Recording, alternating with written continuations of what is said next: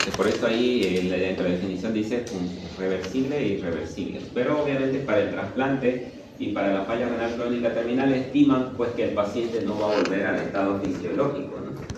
Puede llegar a mejorar el ritmo diurético, pero no va a volver al estado fisiológico del paciente. Los objetivos pues de la función o los objetivos en la terapia de reemplazo renal pues es, valga la redundancia, reemplazar la función del riñón. ¿Y cuáles son las funciones del riñón? Pues depurar las toxinas, ya depurar el tema de la uricreatinina, controlar volumen, controlar el edema en miembros inferiores, miembros superiores y principalmente el tema de control de signos de congestión a nivel pulmonar, las correcciones hidroelectrolíticas, ¿no? Porque el paciente con falla renal crónica tiene tendencia a acidosis metabólica, hipercalemia, hipernatremia, hipocalcemia, hiperfosfatemia. Entonces controlar esas alteraciones hidroelectrolíticas, corrección ácido-base, sustitución, el tema de sustitución de la función renal en sí, tanto principalmente hormonal, en este caso se refiere, entonces reemplazar básicamente la función del riñón. Esa es la función o el objetivo de la terapia de reemplazo renal. En algunas se va a lograr parcialmente y en otras casi totalmente. ¿Ya? ¿Cuáles son las indicaciones para terapia de reemplazo renal? ¿Ya?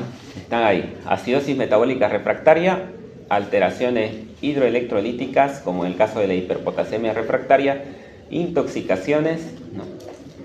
Sobrecarga de volumen, principalmente sobrecarga de volumen a nivel pulmonar, que eso diferencia entre hemodiálisis, por ejemplo, convencional y hemodiálisis de urgencia. La uremia, en este caso se refiere a los signos de uremia, porque uno es el paciente con urea elevada y otro es el paciente con urea elevada más signos de uremia, ¿ya? Y bueno, la sustitución clínica, ¿ya? En base a eso, pues, justamente diferenciamos desde el punto de vista de la hemodiálisis y diálisis peritoneal, porque el trasplante tiene sus indicaciones. Diferenciamos para estos dos: diálisis convencional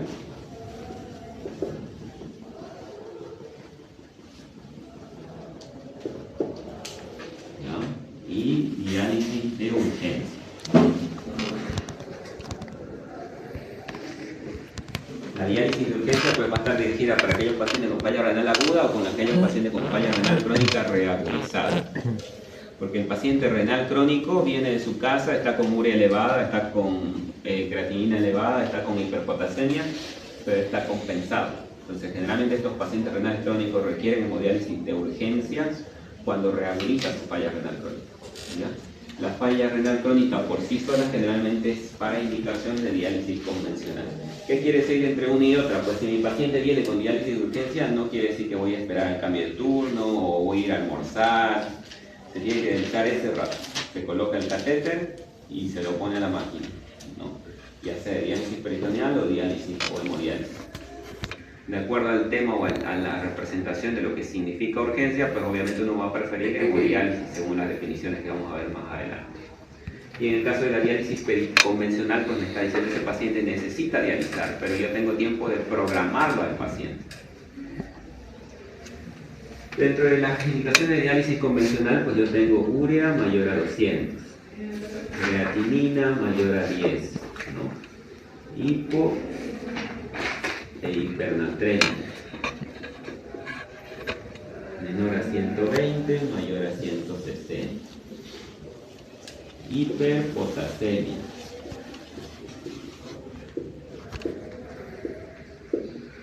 mayor a 6.5, acidosis metabólica, pH menor a 7.2.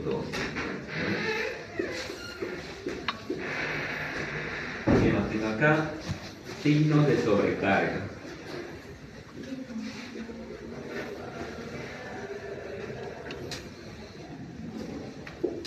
¿Ya? Como es diálisis convencional, cuando está hablando de signos de sobrecarga,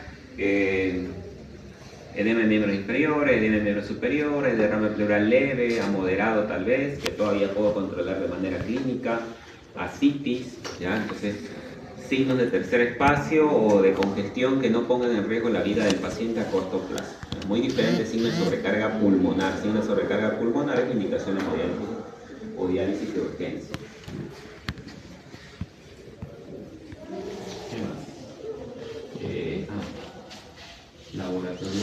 igual es importante, escriben de creatinina menor a 10 o menor a 15, depende de la bibliografía. Escriben de creatinina. En cambio, para hemodiálisis de urgencia, pues tengo, no es urea elevada, es signos de uremia. Cuando yo hablo de signos de uremia, pues hablo de pericarditis urémica, hablo de encefalopatía urémica,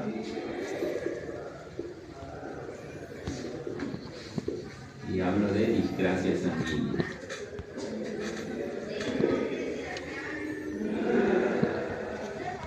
Y es porque justamente la urea elevada igual interviene en el funcionamiento adecuado de la cascada de la coagulación, por lo tanto los pacientes renales se van a dar cuenta que tienen coagulopatía, tienen TP prolongado, justamente por ese mecanismo. ¿Ya? Signos entonces de sobrecarga. El nombre completo, sobrecarga pulmonar. No es lo mismo un paciente que tenga derrame cerebral leve, que esté con oxígeno por cánula nasal, renal crónico, a un paciente que venga con radiografía con infiltrado pulmonar bilateral para guiar como manifestación de congestión, desaturando, con oxígeno por mascarilla y mala mecánica. ¿No? Ese es signo de sobrecarga pulmonar. ¿Ya? Entonces, por eso, esa es indicación de hemodiálisis de urgencia. En el caso de la hipotasemia,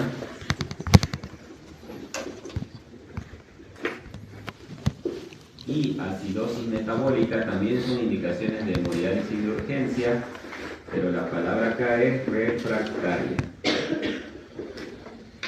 ¿No? Este paciente viene con hiperpotasemia, viene con acidosis metabólica, pero yo le voy corrigiendo el potasio y la acidosis metabólica y el paciente se va compensando y me permite prepararlo para una diálisis programada. Este paciente no. Viene con hiperpotasemia, viene con acidosis, le he pasado bicarbonato, le he pasado solución polarizante, gluconato de calcio, furosemida, pero ese potasio sigue alto o va en ascenso y ya está manifestando signos de alteraciones en el electrocardiograma. Entonces es refractario al tratamiento clínico. Son indicaciones de hemodiálisis de urgencia y el otro es intoxicación. ¿Ya? Son muy diferentes las indicaciones en uno u otro.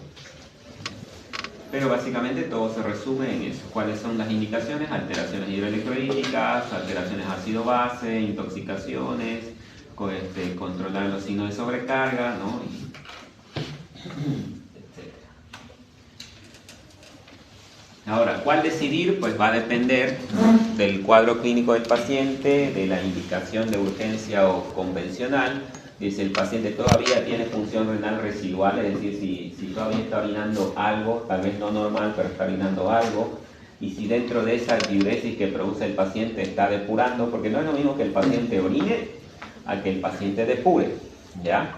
El paciente que orina, que tiene diuresis, independientemente sea normal, sea oligúrica o poliúrica, pero no depura, es aquel paciente que, valga la redundancia, orina, pero sigue teniendo urea y creatinina elevada, hiperpotasemia, acidosis metabólica. Y sigue encefalopatía, o sea, sigue con deterioro neurológico. Muy diferente al paciente que sí depura.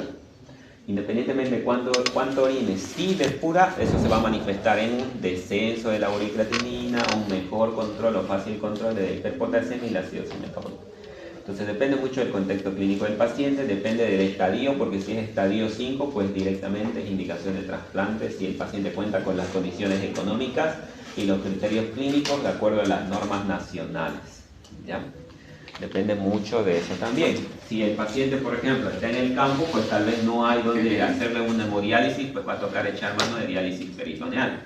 O el paciente está con estadio 5 en el campo, en su provincia, pues no le van a realizar trasplantes, ¿no? Entonces seguramente va a tener que echarse mano solamente de diálisis peritoneal y hemodiálisis. Por eso depende también del lugar donde se desarrolle y las comorbilidades, porque las patologías de base, el estilo de vida del paciente igual juegan en contra dentro de los criterios de trasplante. ¿Ya? La supervivencia para uno u otro, pues tenemos ahí que para el trasplante tiene una supervivencia de 95% en el primer año y desciende hasta un 56% a los 10 años post-trasplante. Para el tema de la hemodiálisis y diálisis peritoneal, pues tiene una supervivencia de 89, casi el 90% al primer año y desciende hasta un 40% a los 10 años. La mortalidad es mucho más alta y a menos largo plazo para los pacientes con hemodiálisis y diálisis peritoneal. ¿Qué factores pueden modificar esto? Pues va a depender mucho de que el paciente cambie el tema del estilo de vida, controle sus patologías de base, si es diabético hipertenso, si tiene hiperlipidemia, si colabora con el tema de la restricción hídrica, peor aún si es anúrico. ¿Ya?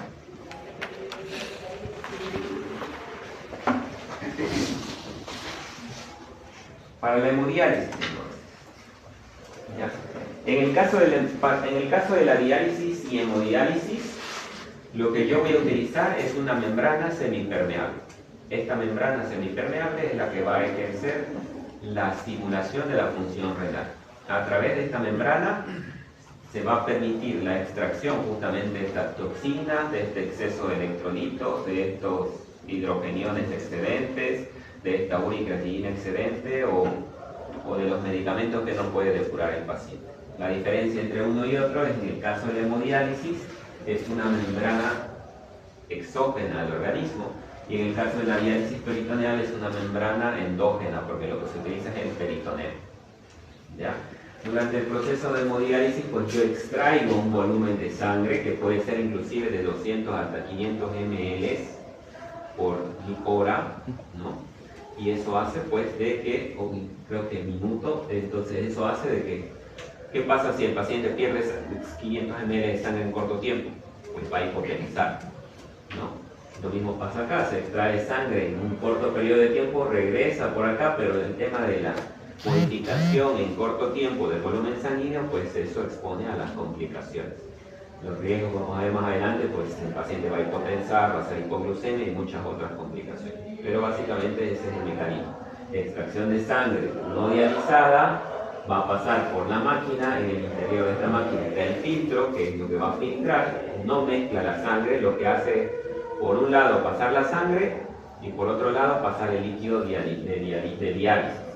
Y por efecto osmótico extrae justamente las toxinas y luego la sangre depurada vuelve al intravascular del paciente.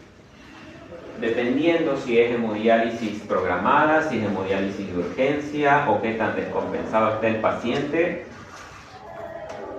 vamos a definir el acceso a través del acceso venoso a través del cual se va a realizar el procedimiento. ¿Ya? Dentro del proceso de hemodiálisis hay que entender el tema de difusión, ultrafiltración y convección.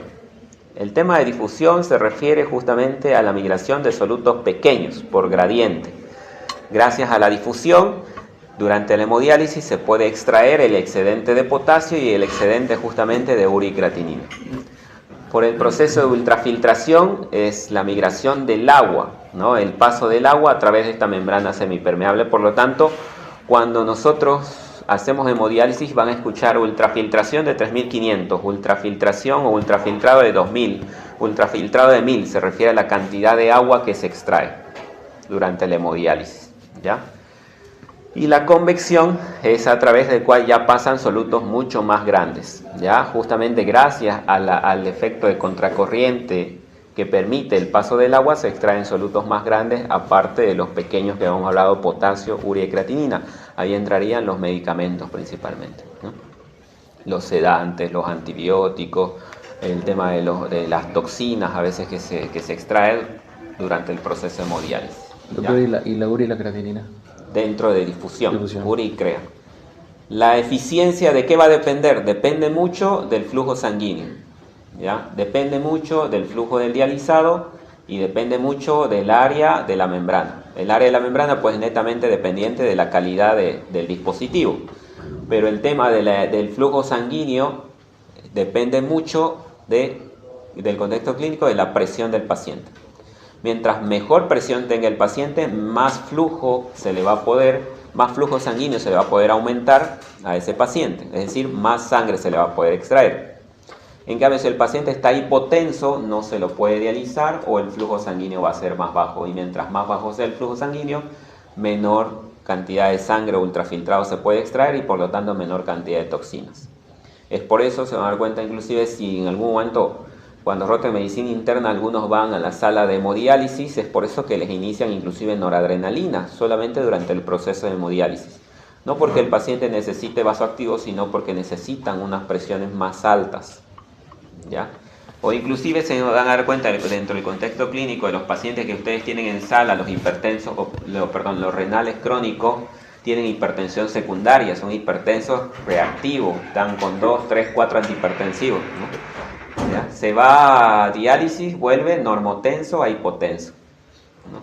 Y luego vuelve a aumentar su presión. Y ese es el efecto justamente de la extracción y del ultrafiltrado, por la gran cantidad de sangre, por esos 1000, 2000, 3000, 4000 de ultrafiltrado que a veces se hacen en estos pacientes, ¿ya? La hipotensión, la hipotensión arterial, por lo tanto, es uno de las contraindicaciones relativas para hemodiálisis, ¿no?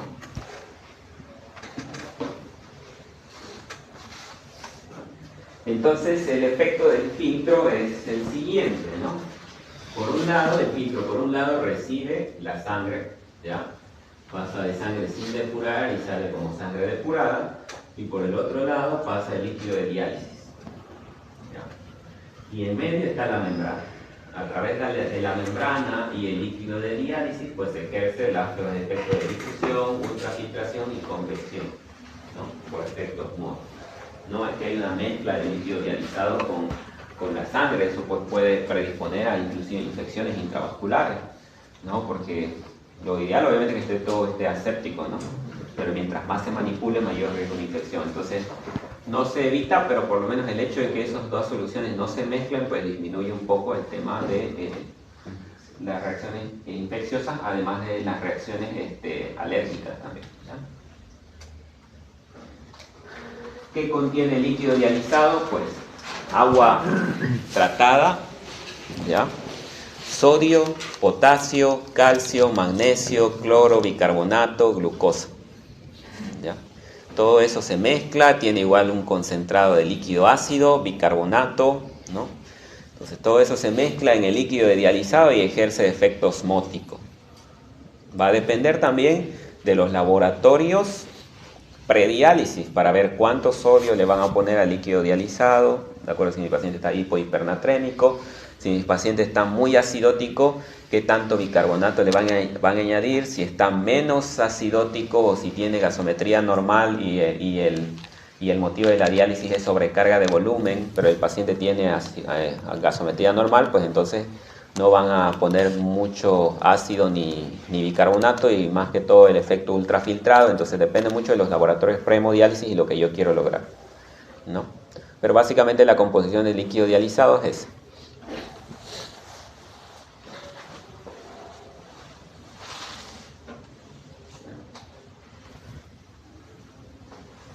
¿Cuál es el mecanismo? Creo que se entiende mejor en la primera imagen.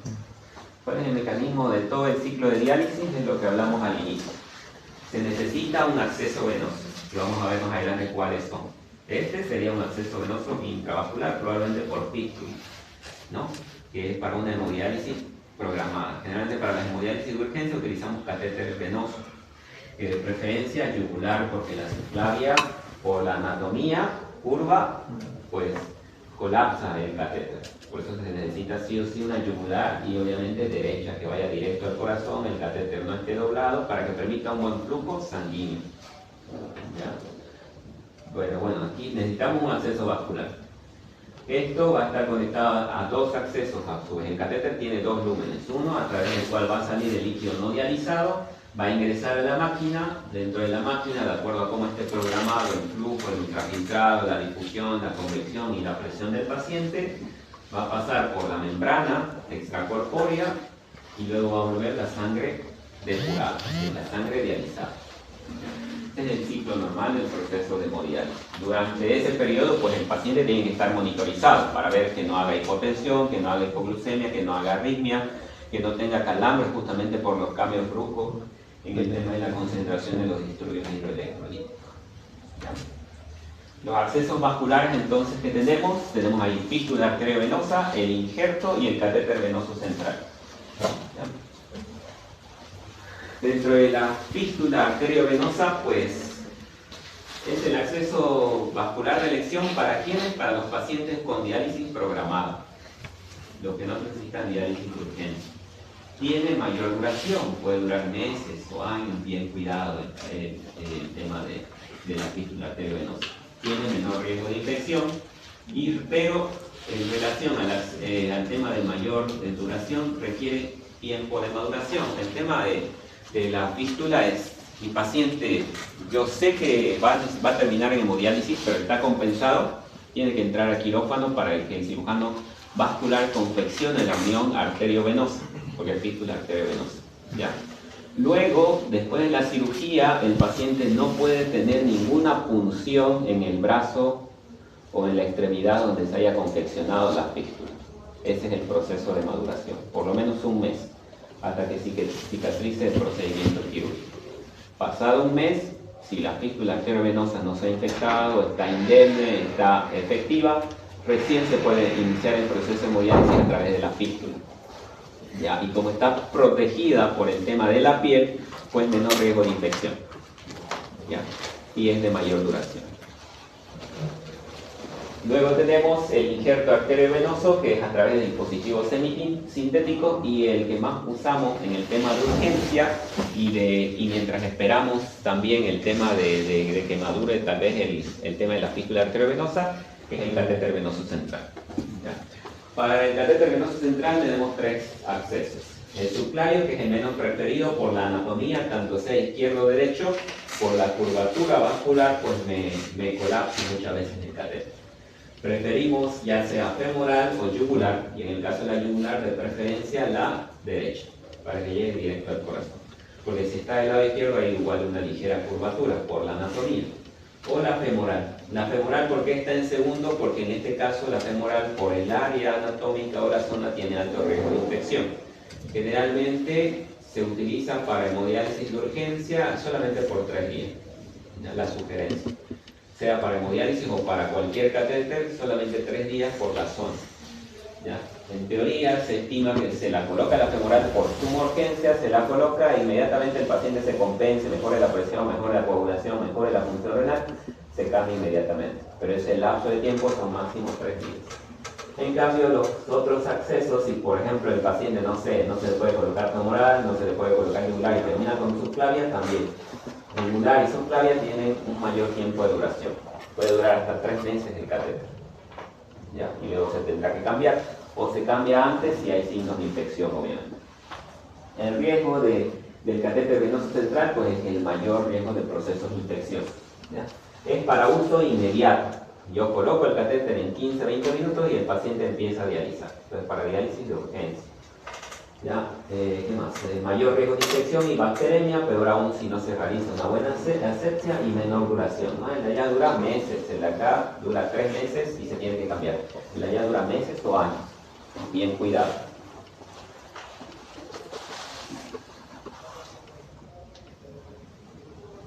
Objetivos, ya hemos hablado. Complicaciones. Las dos complicaciones principales y más frecuentes es la hipotensión. Justamente depende de qué, de la cantidad de ultrafiltrado. Hemos dicho que el ultrafiltrado es la cantidad de sangre que se extrae, ¿no? 1000, 2000, 2500, 3000 de ultrafiltrado, pues va a repercutir en la hemodinámica del paciente. Mientras mayor sea el ultrafiltrado, pues probablemente más va a bajar la presión, ¿ya? Va a depender del llenado vascular insuficiente, de si el paciente no tiene otros signos justamente de insuficiencia vascular, y la segunda complicación más frecuente es la hipoglucemia. Por eso estos pacientes le hacen control de glucemia cada hora, cada 2 horas, ¿ya? Luego, bueno, están los efectos secundarios, pues, de los cambios bruscos en el tema de la concentración y disturbio electrolítico, que están cefalea, calambres, náuseas, vómitos, ¿no? Mareos. Y el tema de las otras complicaciones, los riesgos de infección, por el tema del uso del catéter venoso central. ¿Ya? El proceso de hemodiálisis, que es lo mismo que hablamos hace rato, ¿no? Necesitan el acceso vascular, se extrae sangre sin depurar, pasa por la máquina, por la membrana, y en la membrana se produce el intercambio, ¿no? La difusión, que es la extracción o el paso de las moléculas pequeñas, urea, creatinina, potasio. La ultrafiltración, que es el paso del agua, ¿ya? Y la convección, que es el paso de moléculas más grandes, ¿no? Toxinas, fármacos. Para la diálisis peritoneal, lo mismo, utilizamos una membrana semipermeable. El tema que es, en este caso, utilizamos o se utiliza una membrana natural, que viene a ser el peritoneo. ¿Ya? Se infunde dializado o líquido dializado a la cavidad peritoneal, pasa por ciertos procesos que vamos a ver más adelante, y lo que se espera es que este líquido de dializado, de diálisis peritoneal, ejerza justamente su efecto osmótico, ¿no?, en ayuda del peritoneo. Los solutos justamente difunden a través de los capilares peritoneales del intravascular, capilares peritoneales y al espacio intraabdominal, y luego ese líquido del espacio intraabdominal se extrae, ¿ya? Pero ya lleno de toxinas, lleno de exceso de electrolitos, lleno de urea y creatinina y obviamente la sobrecarga de líquido, ¿ya? La ultrafiltración se logra mediante gradiente osmótico y el principal componente de estos líquidos de diálisis peritoneal es la dextrosa, justamente porque la dextrosa o la glucosa tiene efecto osmótico, ¿ya? A diferencia de la hemodiálisis, la diálisis peritoneal no tiene un efecto rápido y es un proceso prolongado. Una hemodiálisis puede ser de 3, 12 a 24 horas. Si yo necesito una hemodiálisis de urgencia, pues haré un proceso de hemodiálisis corto de 3 a 4 horas. En cambio, todos los procesos de diálisis peritoneal duran de 24 a 48 horas. ¿Ya? Y el efecto es mucho menos marcado.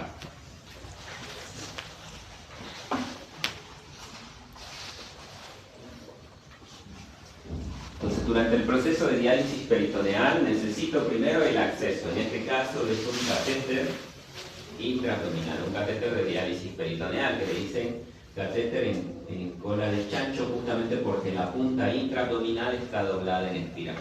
¿Para qué? Para evitar que al introducir lesione la mucosa o la pared de los intestinos. Este catéter está intraabdominal, sale hacia afuera y se conecta justamente al líquido dializado. Este catéter tiene dos lúmenes, ¿ya?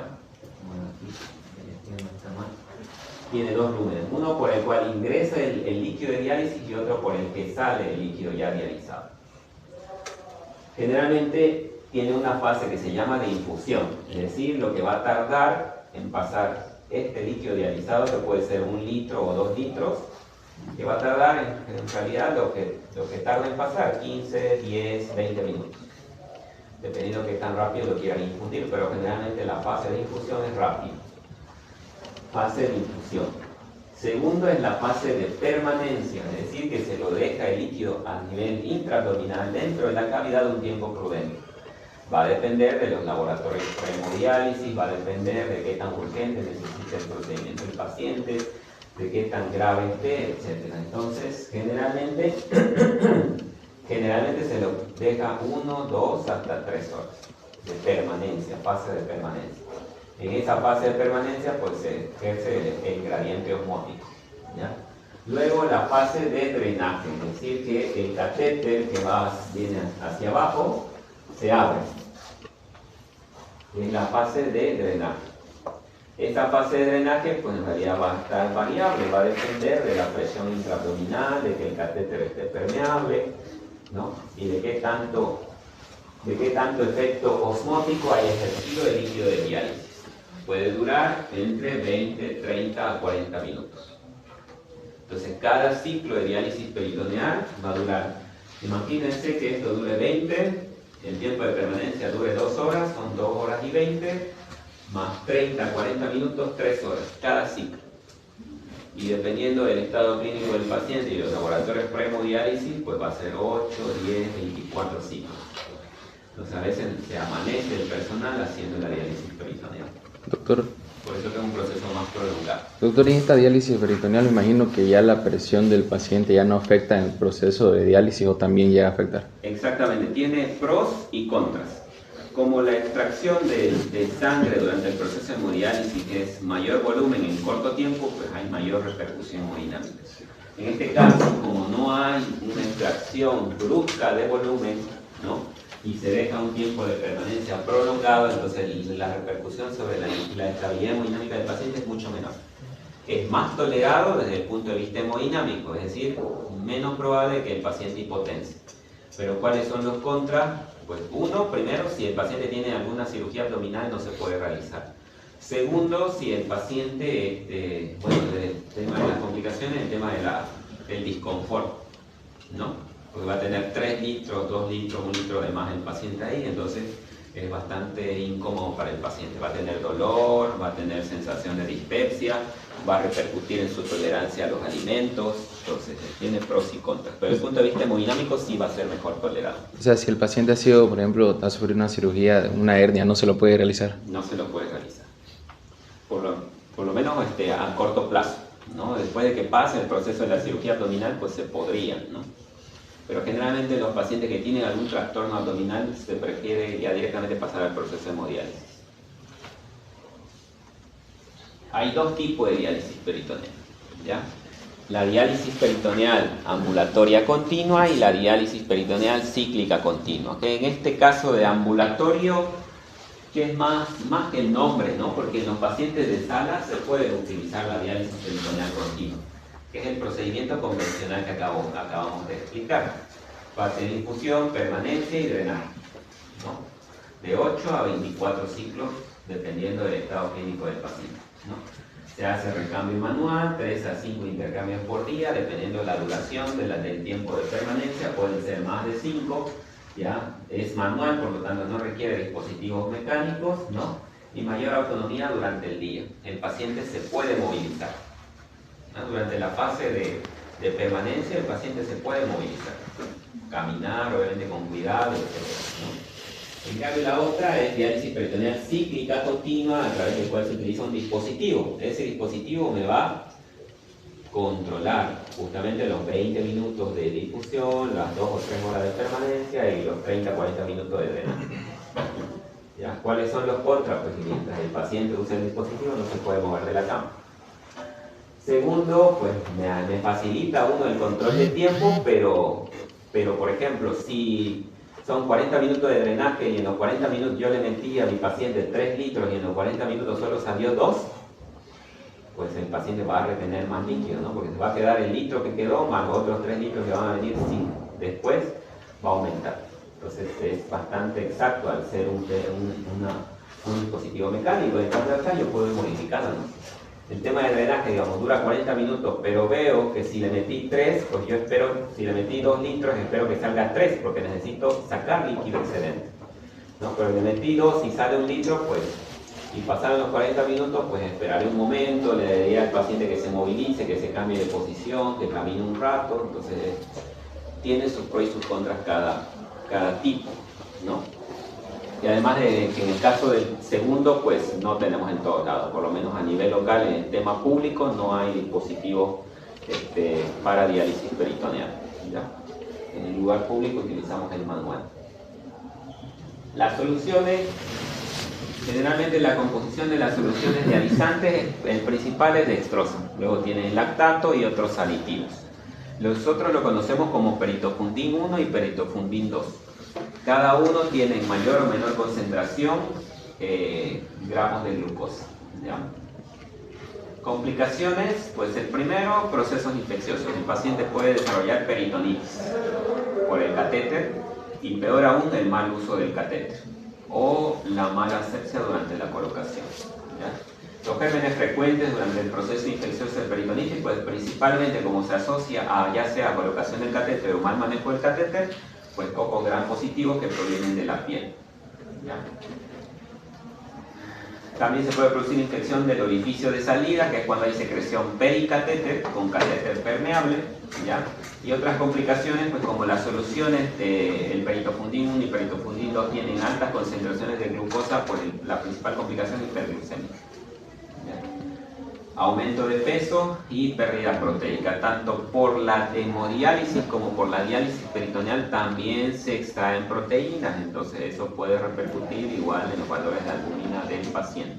Por lo tanto, durante los procesos de hemodiálisis y diálisis peritoneal se infunde, así como se controla la glicemia cada hora y se regula aportando dextrosa si hace hipoglucemia e insulina si hace hiperglucemia, lo mismo se va aportando albúmina, ¿no? Albúmina durante el proceso de hemodiálisis, justamente por la extracción de estas proteínas durante el procedimiento. La comparación, pues, La depuración durante el proceso de hemodiálisis es rápida. ¿Ya? En cambio, durante el proceso de diálisis peritoneal, si bien es continua, es más lenta, ¿no?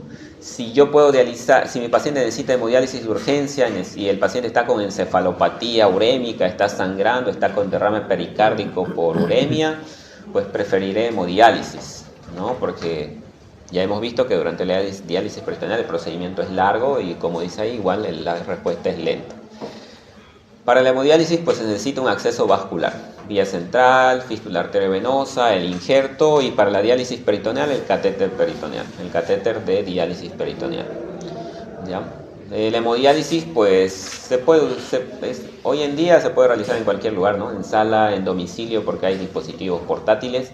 Sin embargo, necesita monitorización continua por la repercusión en el tema de la hemodinámica, ¿ya? Pueden hacer arritmia cardíaca y mayor probabilidad de que hagan paro en los pacientes durante el proceso de hemodiálisis, ¿ya? Si bien hay dispositivos portátiles, no es la mejor opción para uso domiciliario. En cambio, la diálisis peritoneal sí. El paciente renal crónico, con un familiar bien entrenado, y peor aún si tiene un dispositivo mecánico, puede realizarse las diálisis peritoneales en el domicilio, ¿ya? El riesgo, bueno, de la hemodiálisis, el tema de la hipotensión, hipoglucemia y el riesgo de infección asociada a catéter venoso. Y el tema de la diálisis peritoneal, pues la peritonitis y la falla técnica, la obstrucción del catéter, ¿ya?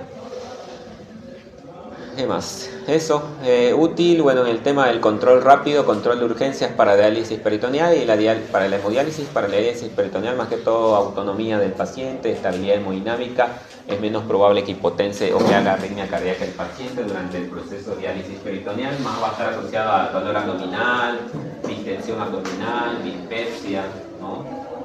Inapetencia, etc. Para el trasplante, pues en este caso ofrece mejor calidad de vida y mayor supervivencia. Hemos visto casi una supervivencia del 100% al primer año post-trasplante, ¿ya? En el tema del injerto del donante vivo, tiene mejor supervivencia que la donación a través de un donante cadavérico, ¿ya? Selección del receptor, pues va a depender, ¿no? Valoración cardiovascular, hay que descartar patología vascular o arteriopatía, o riesgo o alguna contraindicación quirúrgica para el paciente que va a donar el riñón, ¿ya? Obviamente se tiene que descartar procesos infecciosos, principalmente o sí VIH, hepatitis, tuberculosis, ¿no? U otros factores de riesgo infeccioso que tenga el paciente. Antisaje oncológico, hay que descartar trastornos neoplásicos y ver el estado nutricional y obviamente el estado funcional del riñón del donante. No, pues no sirve nada que el paciente tenga falla, que tenga un riñón disfuncional, pues peor el riesgo para el paciente, ¿no? Asumiendo que el riesgo de trasplante, el principal, son riesgos de procesos infecciosos oportunistas por el tema de la medicación que va a tomar el paciente post-trasplante, que es corticoides e inmunosupresores. Entonces tiene que ser un buen órgano el que se le va a pasar, el que se le va a trasplantar, ¿ya? Y bueno, va a depender de la capacidad de adherencia que tenga el donador para la predisposición de consumir la medicación inmunosupresora, que es indefinida, ¿ya? Entonces tiene que haber buena educación para el paciente que va a donar. Necesitamos una buena adherencia al tratamiento, porque tiene medicación pre-trasplante, ¿ya? Bueno, hay que ver grupos sanguíneos y factor que sean compatibles, ¿no? En el caso del donante fallecido, donante cadavérico, pues igual hay que descartar neoplasias o procesos infecciosos de notificación obligatoria, como es hepatitis, VIH, tuberculosis. El riesgo de fracaso pues depende mucho de la edad del paciente, del estilo de vida, de las patologías de base, ¿ya? ¿Qué más acá? Rechazo. Bueno, tenemos rechazo hiperagudo, generalmente asociado a anticuerpos ya que tiene el paciente antes de iniciarse el proceso de trasplante. El tema de los antecedentes de trombosis, ¿no? Entonces dan riesgo de rechazo hiperagudo. Rechazo agudo pues va a depender, generalmente asociado a trastornos inmunológicos, ¿no? Requiere diagnóstico oportuno porque tanto el hiperagudo como el agudo da riesgo de perder el órgano trasplantado. Entonces eso hay que tomar en cuenta. La inmunosupresión se hace con glucocorticoides, ¿no? Inhibidores de la calciuria, anticuerpos, y la vigilancia en pro de evitar procesos infecciosos, otras neoplasias, porque el medicamento puede funcionar como factor desencadenante para riesgo de neoplasia en el paciente, nefrotoxicidad, solamente por la medicación, a eso súmenle el estilo de vida del paciente, las patologías de base si las tuviese, ¿no? Control de hipertensión, diabetes, dislipidemia y recurrencia de la enfermedad primaria que causó la falla renal. Hay que tomar en cuenta que desde el punto de vista internacional a local hay mucha diferencia, ¿no? Como a nivel Bolivia hay mucha mala educación de donación, pues generalmente el punto de corte de edad llega hasta los 70 años, ¿no? En cambio, los puntos de corte de edad a nivel internacional son mucho más bajos, hasta 60 años, para ser donantes. Si bien, como vimos hace un momento, el tema de las patologías como hipertensión, diabetes, el tema de las neoplasias, los procesos infecciosos, son una limitante a nivel local, a nivel internacional inclusive se ha visto otras opciones. El tema de pacientes con hepatitis, con VIH, se realiza trasplante para otro paciente con hepatitis y VIH, ¿no? E inclusive los procesos infecciosos que antes eran una contraindicación absoluta, ahora son una contraindicación relativa. Desde el punto de vista de los procesos infecciosos, dice, si mi paciente está diagnosticado, por ejemplo, de neumonía, ¿ya? No se rechaza el órgano, lo que se hace es cultivarlo al paciente, esperar el cultivo, darle antibiótico-terapia de amplio espectro, esperar el cultivo, y con 3 días de tratamiento específico según el cultivo del antibiograma ya se puede proceder al trasplante. Y el paciente que va a recibir el órgano continúa el tratamiento según el antibiograma del paciente donador. Son algunos cambios que ha habido últimamente. A nivel local, ¿qué tenemos según las normas bolivianas? Pues la primera indicación para trasplante, el paciente tiene que estar en insuficiencia renal crónica, estadio 5. ¿Ya? A nivel internacional, estadios mucho más tempranos ya se puede optar por el tema del trasplante renal. Peor aún si es un trasplante de un donante vivo, ¿no? Si es donante vivo, pues seguramente es un familiar o un conocido, ¿no? En el caso del aclaramiento de creatinina tiene que tener un clearance menor a 15 ml minuto, ¿ya? Y bueno, vuelve a recomendar el tema del estadio 5 de la falla renal crónica terminal. La evaluación temprana, se prefiere el trasplante precoz, pero el tema del trasplante precoz generalmente se obtiene para donantes vivos, para donantes cadavéricos no, porque no sabemos cuándo va a habitar el paciente. Y no siempre es un familiar, ¿no? El tema de donante cadavérico va a pasar pues al centro de donaciones y eso va a ir a una lista, ¿no? De acuerdo al orden de lista que tengan eso, de acuerdo al orden que tengan esa lista de pacientes que necesitan riñón, que necesitan un donador, y de acuerdo a si el paciente que falleció es compatible para el paciente receptor, pues se va a ir usando los órganos siempre y cuando, igual, el tema precoz va en relación a la notificación. Mi paciente hace muerte encefálica hoy, lo tengo que notificar inmediatamente. A eso tenemos que sumarle la mala educación en el tema de donación, el rechazo de los familiares a la donación. Porque hoy en día, por ejemplo, desde el punto de vista legal, si yo acepto ser donador, en el caso de que me pase algo, fácilmente la familia puede refutar eso. Por lo menos a nivel local no hay un respaldo legal para ese tipo de decisiones. Son cosas que me limitan en el tema del trasplante precoz. ¿Qué más? Candidatos según terapia sustitutiva está ahí prehemodiálisis, justamente optar por terapia de reemplazo renal de segunda mano como hemodiálisis o diálisis peritoneal, en pro de que el paciente esté en las mejores condiciones para tolerar el tema del trasplante renal. Bien. La hemodiálisis se puede igual realizar inmediatamente antes, inmediatamente después, hasta que el riñón empiece a funcionar. ¿Ya? La diálisis peritoneal es la más adecuada desde el punto de vista que no va a haber mucha repercusión, pero va a depender de la urgencia con la cual el paciente la necesite y del tiempo que tarde el riñón trasplantado en empezar a funcionar, porque no es que lo trasplantaron hoy y al toque va a empezar a funcionar ese riñón trasplantado, no tiene que pasar por una fase de cicatrización, adecuación, y en ese proceso hay que medir creatinina, hay que valorar si necesita diálisis, ver que no se infecte, ver que no haga reacción alérgica, aguda, hiperaguda y obviamente ver otras complicaciones. ¿Ya? Requisitos, pues fuera del tema de los estudios de grupo sanguíneo, histocompatibilidad, está el grupo etario hasta los 70 años, ¿no? Y obviamente a nivel local, como no tenemos máquinas de diálisis para hepatitis B y VIH, hepatitis B y VIH básicamente lo descarta al 100%, contraindicación absoluta. ¿Ya? Y como los cultivos tampoco son óptimos a nivel local, el tema de los procesos infecciosos también lo descarta de manera absoluta, por lo menos por ahora, ¿no? O a no ser que el paciente que va a donar termine el tratamiento y tenga un cultivo de control negativo. En esos casos sí podría optarse. ¿Ya? Eso. ¿Preguntas?